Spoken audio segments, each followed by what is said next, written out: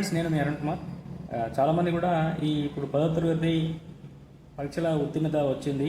ఇప్పుడు వారి భవిష్యత్తు ఏంటి అని చెప్పేసి చాలామంది పేరెంట్స్కి మాత్రం ఒక క్వశ్చన్ మార్క్గా ఉంటుంది. ఇది వాళ్ళ కోసమే తీసినటువంటి వీడియో.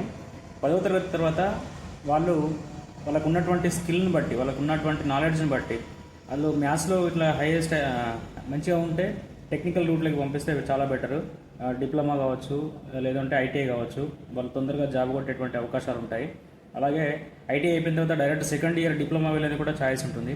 డిప్లొమా 3 years చేసిన వాళ్ళైతేనేమో డైరెక్ట్ ఇంజనీరింగ్ సెకండ్ ఇయర్ వెళ్ళేందుకు ఛాయిస్ ఉంటుంది.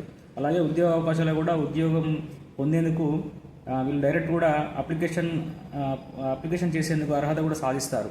కావున మీరు ఏదైతే ఇంట్రెస్ట్ ఉండి స్కిల్ మీద వీళ్ళకి పట్టున్నట్లయితే వీళ్ళు టెక్నికల్ రూట్ వెళ్తే చాలా బెటర్ అని చెప్పేసి నేను భావిస్తున్నాను. Thank you very much.